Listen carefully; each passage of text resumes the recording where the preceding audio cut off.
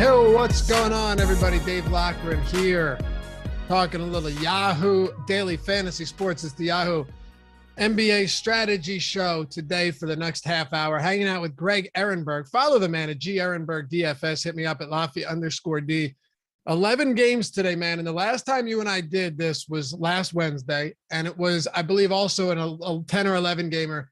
But it was one of the weirdest ones where there was just very clear options at every position, and then it fell off a cliff.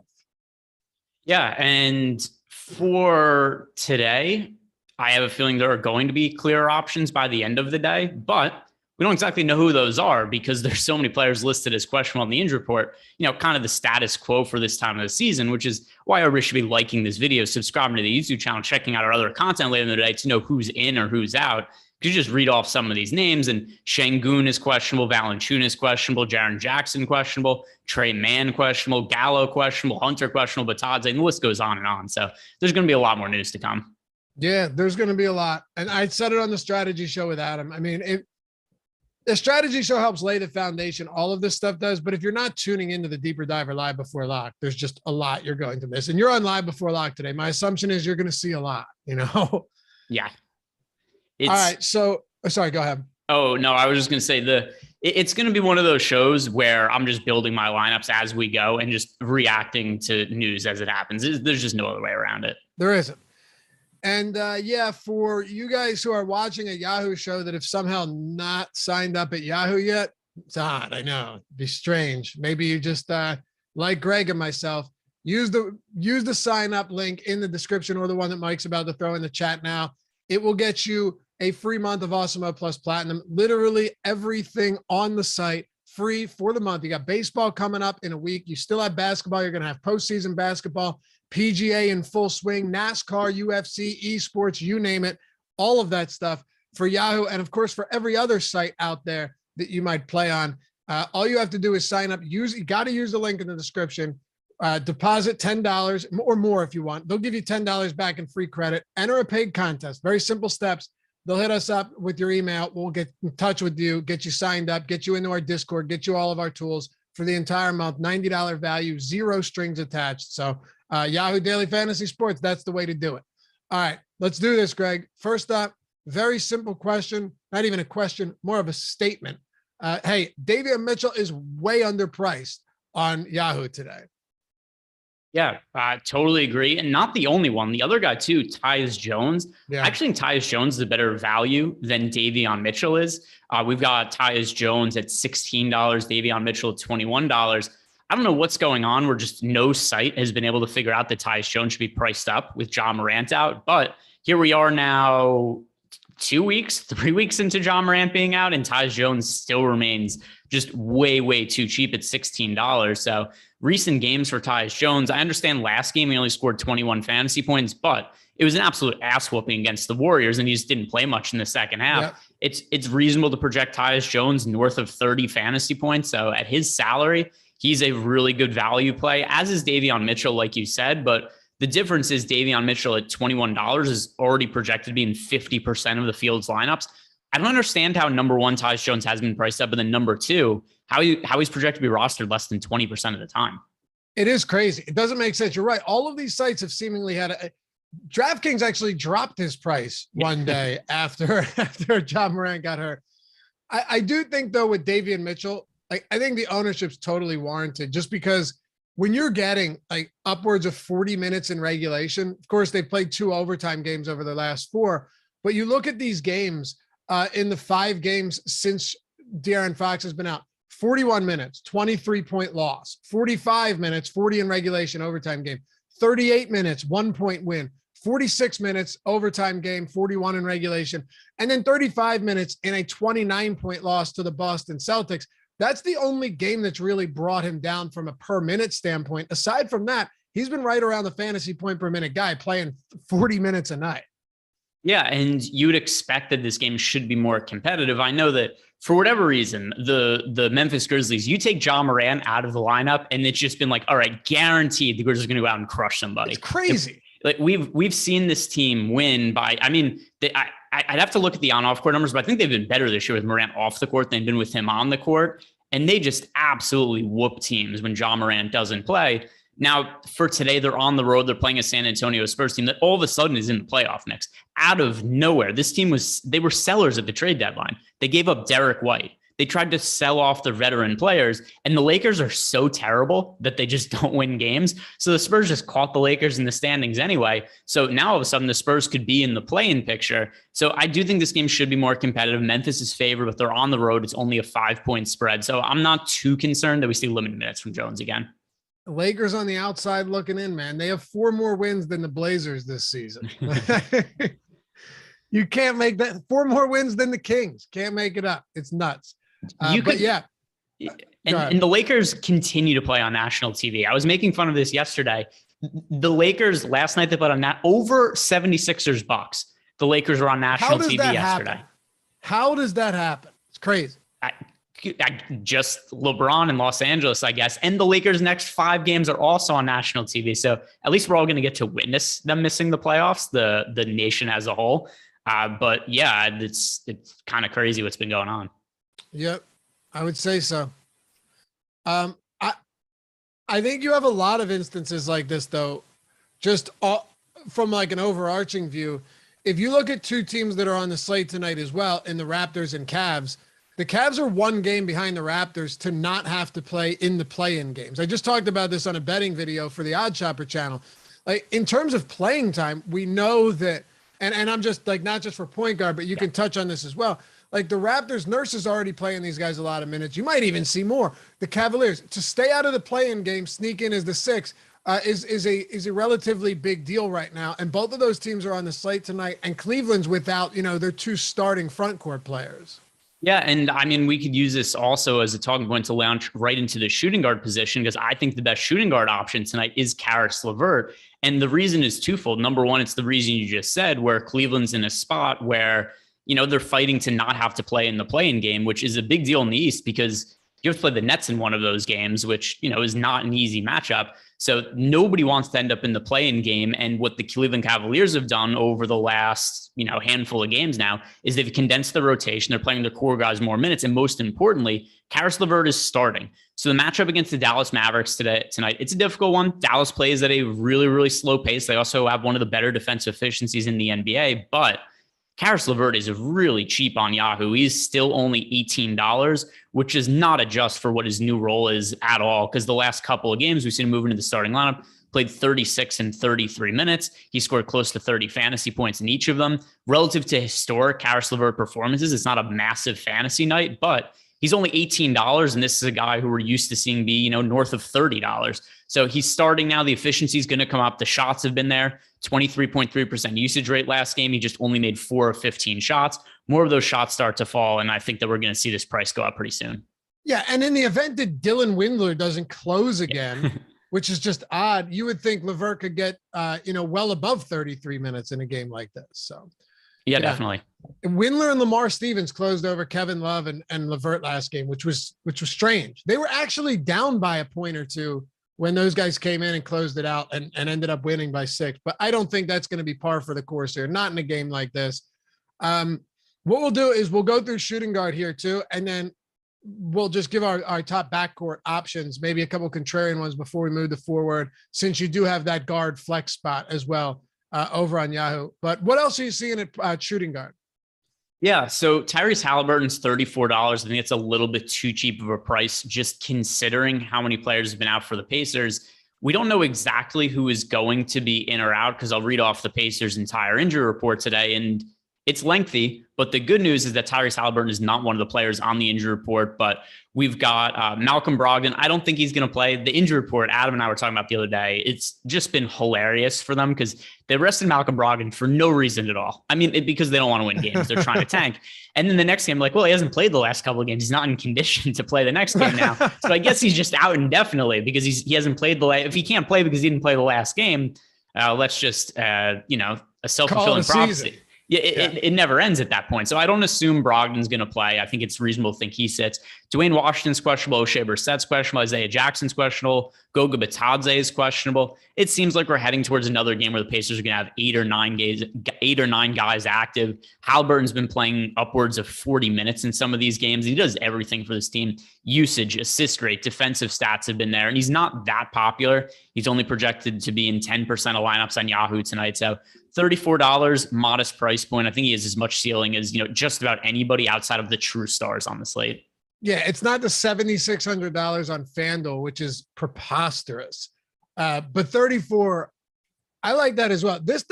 It kind of does fall off a cliff here. The thing about Yahoo too is when you're getting such good pricing, you don't have to get as cute. You can still get different in other spots, but you don't have to go to these 1% and 2%ers really either, Greg. There's still other good options in that 6 to 10% range. You don't have to, although there is one that I'm going to shout out at shooting guard before we move on, and that's Tre Mann.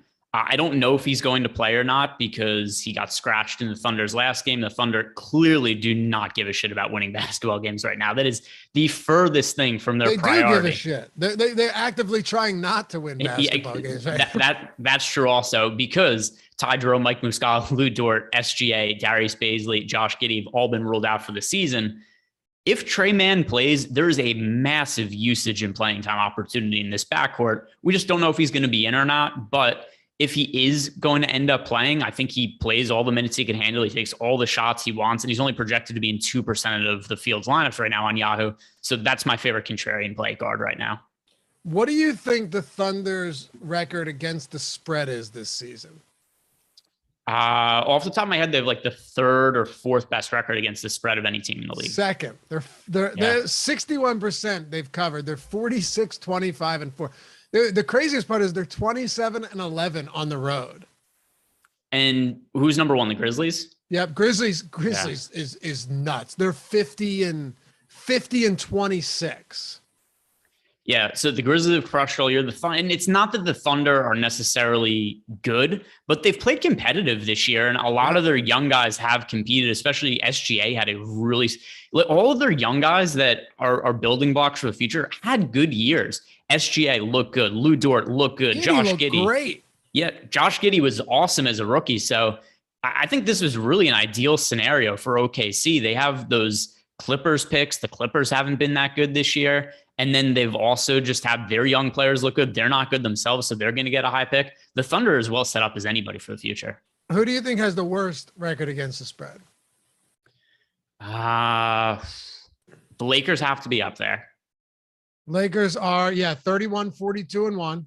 They're not the worst, though. The Blazers? Yeah, I was going to say it's an obvious, the Blazers. 29, 45, and 1. Wizards are second worst, actually. The Blazers one makes sense because, other than them just blatantly tanking now, there's been a lot of games where they have been competitive. But then the other point, too, is even early in the season where they're expected to be decent, Damian Lillard was terrible. Really struggled. Yep. And Lillard does that. We didn't get to see him rip off, 50 points in 8 straight games because he got hurt. But he's a streaky player for sure. And he was playing hurt all year. I think that's pretty evident from the fact that he originally got hurt the abdominal injury in the Olympics, which was in August. And they ended up shutting him down. He didn't go through training camp. And then he showed up at the start of the season and was still missing some games here and there because of the abdominal issue. And you just be like, oh, if this has been bothering him since August, it's not going away anytime soon. No. So it just seemed like a matter of time. He wasn't playing well. He was missing games due to an injury that he'd had for 6 months, and then, eventually just pulled the plug and tanked. So it makes sense that they'd have the worst record against the spread. All right. So I'll just throw a couple other guys out there we haven't talked about, and then you can wrap up point guard and shooting guard for us. I think DiVincenzo is wildly underpriced here.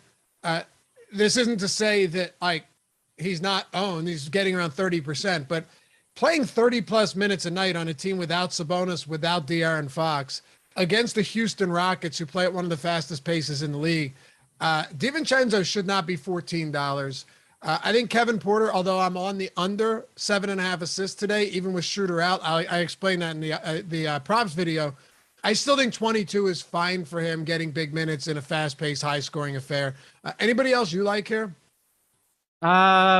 I agree with you on DiVincenzo. One thing I will say, the defensive stats are going to regress a little bit. He's had 3 or more steals in 3 of his last 6 games. Yeah. That's something still close to minimum salary, though. Yeah. So that's something that's not going to hold up. As far as guards go, I think Luka's the best pay up option. That shouldn't be surprising to anybody. $53 is a really modest price for Luka. Even though it's the tail end of a back-to-back, he didn't have to play the entire game last night because it was not a competitive game against the Lakers. And then one other guy also, Fred VanVleet is now $29, the cheapest price point he's had on Yahoo for the entire season. The minutes are going to be there for him. And even though he's not totally healthy, I don't think at this point in the season, Nick Nurse does not care. Last game, he played 40 minutes. The game before that, he got hurt during the game. And then it was also blowouts. He only played 17 minutes.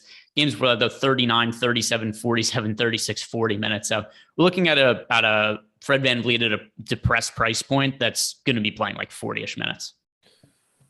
All right, let's talk a little bit here about the our forward positions.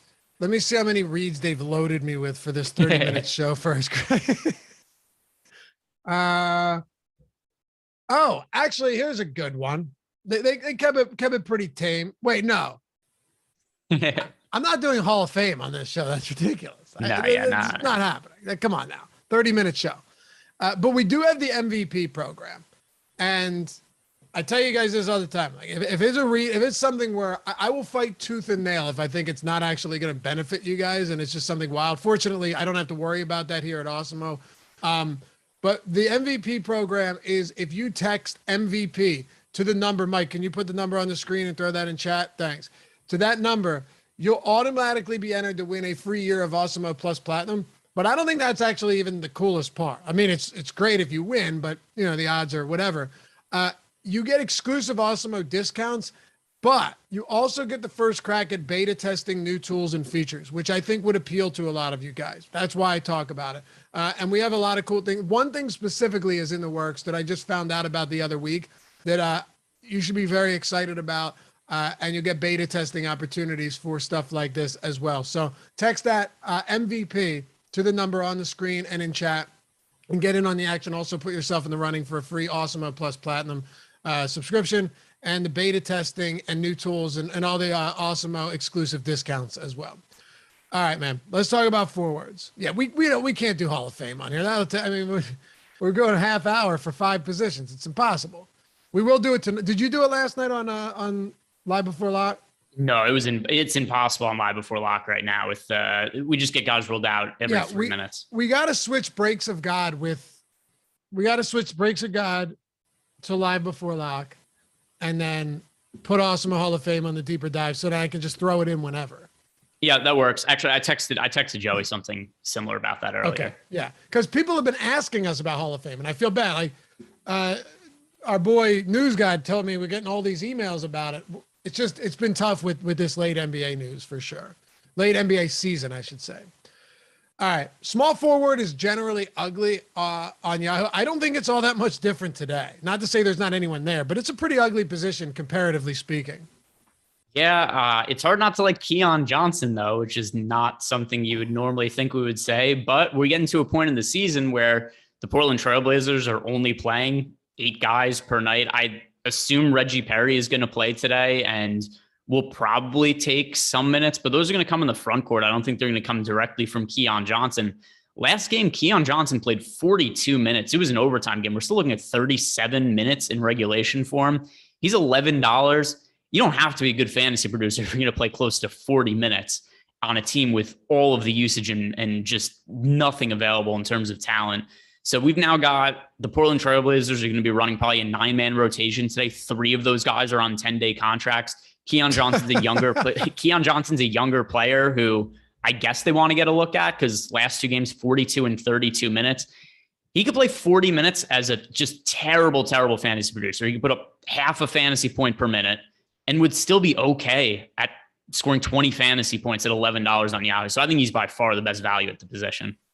Dude, a third of their team is on 10-day contracts. Yep. You and I talked about it last week. We don't have time to get into it now, but like this full throttle tanking process is really something to admire, I got to say. Yep. We've got Reggie Perry, Drew Eubanks, and Chris Dunn on 10-day contracts. So it also means at one point, 40% of their starting lineup was on 10-day contracts. Right. I love it. Aside from that, though, it's not pretty. I think if you wanted to get a little bit unique, I don't think Anunoby's crazy because I truly wouldn't be. You can't project him for this, but I wouldn't be shocked if the guy plays 40 minutes tonight. He played 26 and 28 coming back from that long hiatus, then 35, but he played 40 because it was an overtime game. And again, they're battling for that 6th seed in the East. He's somebody that when he gets those type of minutes, this is a perfectly reasonable price point for him. Is there anybody else though? Like, on the whole, it's not a good position. Depending how many guys get ruled out for the Pacers, Justin Anderson's still only $13. His start so far with Indiana, 33 fantasy points, 20, 35, 29, 18. So overall as a starter for this team, he's averaging mid-20s fantasy points at $13. Once again, just a really thin position. It's going to depend on who's in or out for the Pacers because just to reiterate the guys I mentioned before, Goga Bitadze, Isaiah Jackson, O'Shea Brissett, Dwayne Washington, all questionable to play. I assume Malcolm Brogdon doesn't play. So if we see another start for Justin Anderson, it seems like they're going to play him big minutes in that role because that's overall what we've seen. He is averaging 32 minutes overall and 27 fantasy points as a starter for the Pacers. $13 at a position that's just hard to find people to fill. I think that would make sense. Okay.